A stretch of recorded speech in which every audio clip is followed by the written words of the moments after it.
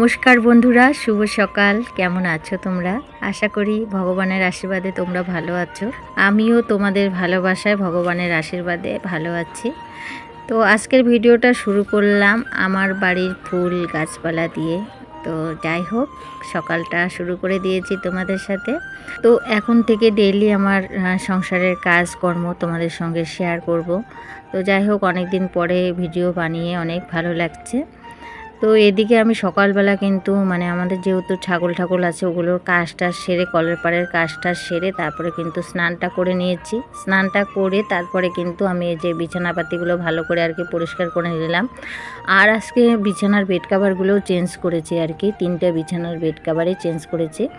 তো আজকে যদিও কাচবো না, বেড কাভারগুলো কালকে কাচবো। তো আজকে তুলে রাখলাম।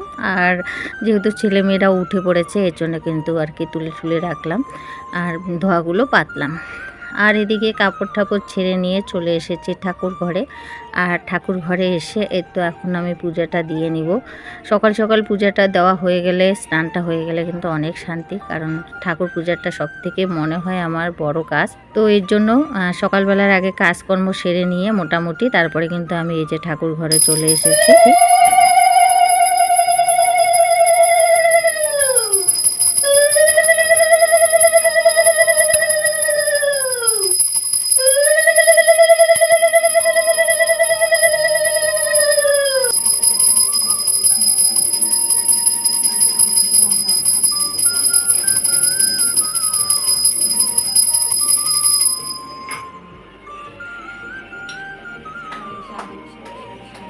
ঠাকুর পূজা টুজা দিয়ে বেশ কিছুক্ষণ পরে তোমাদের সঙ্গে দেখা হচ্ছে। এখন দুপুরের রান্না। আজকে সকালবেলা ছোটো মেয়ে চা বানিয়েছিল, ম্যাগি বানিয়েছিল।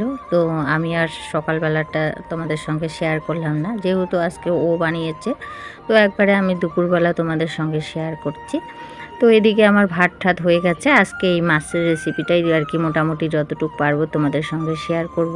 এই তো লবণ হলুদ দেওয়া হয়ে গেল, এখন ভালো করে মাছটা মাখিয়ে নিব। আর আজকে মাছ শুধু মশলা দিয়েই করব, কারণ কয়েকদিন ধরে না এত সবজি খাওয়া দাওয়া হচ্ছে, এর জন্য ভালো লাগছে না সবজিপাতি বানাতে বা খেতে। তো এর জন্য শুধু মাছের কারি বানাবো। তো এদিকে দেখো মাছের হলুদ লবণ হয়ে গেছে মাখানো। তো এখন আরেকটু ভালো করে ঝাঁকি দিয়ে নিলাম, নিয়ে একদম আরও ভালো করে মাছটাকে মাখিয়ে নিচ্ছি। মাখিয়ে নিয়ে এই যে এখন মাছগুলো ভাজা করে নেব। আর যে সকল বন্ধুরা নতুন এসেছো, প্লিজ আমার চ্যানেলটাকে সাবস্ক্রাইব করে দিয়ে আমার পাশে থাকার অনুরোধ রইল। আর যে সকল বন্ধুরা প্রতিদিন আমাকে সাপোর্ট করো, তাদের জানাই অনেক ধন্যবাদ।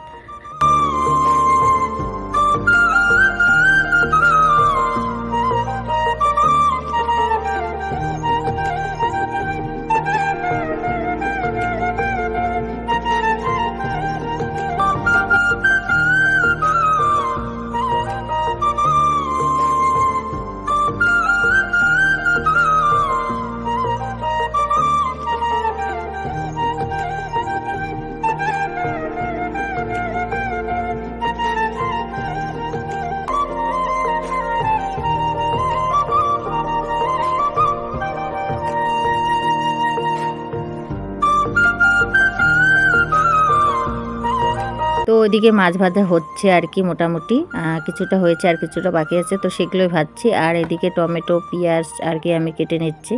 জানোই তো, আমরা সবসময় চেষ্টা করি সবসময় একটা কাজের পর আর একটা কাজ করতেই থাকবো, কারণ ওইদিকে আর একটা হতে থাকে, এদিকে আর একটা আমি করতে থাকি। এরকম প্রত্যেকটা হাউসওয়াইফই করে, তো আমিও তাই করি। তো ওদিকে মাছ ভাজা আর এক কলা হচ্ছে। তো এদিকে আমি পেঁয়াজ টমেটোটা কেটে নিচ্ছি।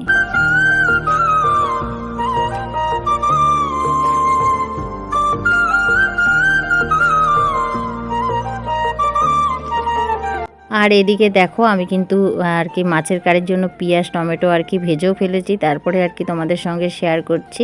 আর এই তো এখন মশলাটা দিয়ে দিলাম। মশলাটা দিয়ে এখন ভালো করে কষিয়ে নিব। আর যেহেতু মাছের কারি বানাবো, তার জন্য কিন্তু একটু তেলটা বেশি দিয়েছি।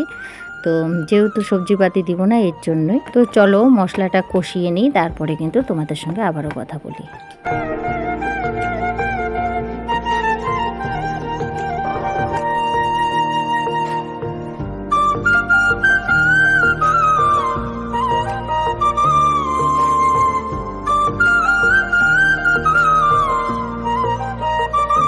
আর এই তো মশলাটা কষানো হয়ে গেল, আর এখন একটু আর কি ঝোল দিয়ে দিলাম। ঝোল বলতে কি বেশি ঝোলও করব না আর বেশি মাখামাখাও করব না।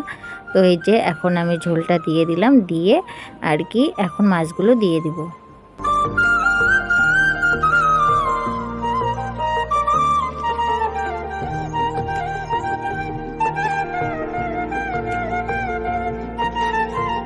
এদিকে মাছের ঝোলটা ফুটতে থাক, এদিকে কতগুলো ঝুড়িতে বাসন হয়েছে, তো সেগুলোই এখন গুছিয়ে নিই।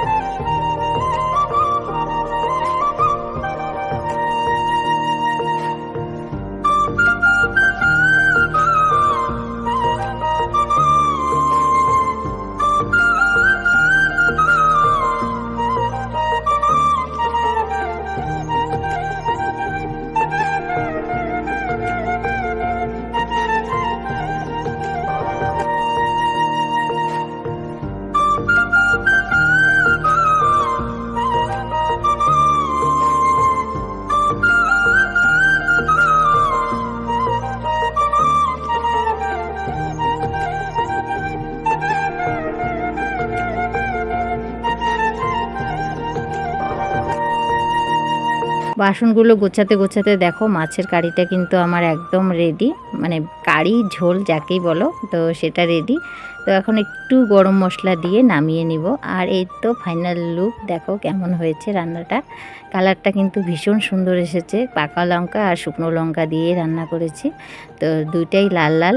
তো লাল লাল কারি কিন্তু খেতে ভীষণ ভালো লাগে আর খেতেও অনেক টেস্টি হয়েছে। তো এদিকে রান্না বান্না কমপ্লিট হয়ে গেছে, এখন ছেলেকে খেতে দিব। এই তো ছেলের জন্য ভাত বেড়ে নিয়েছি, এখন ওকে খেতে দিব। আর আমার ছেলেকে আবার ভাত মেখে দিতে হয়, তাই আর কি আমি এখন ভাতটা মেখে ওকে দিব। তো বন্ধুরা, আজকের ভিডিওটাও আমি এখানে শেষ করছি। ভিডিওটা কেমন লাগলো অবশ্যই কমেন্ট করে জানাবে। ভালো লাগলে চ্যানেলটাকে সাবস্ক্রাইব করে দিয়ে পাশে থাকার অনুরোধ রইল। আর যে সকল বন্ধুরা এই কাজটা করে রেখেছো তাদের জানাই অনেক ধন্যবাদ। সবাই ভালো থেকো, সুস্থ থেকো। আবার দেখা হবে নেক্সট ভিডিওতে। ততক্ষণ পর্যন্ত সবাইকে টাটা।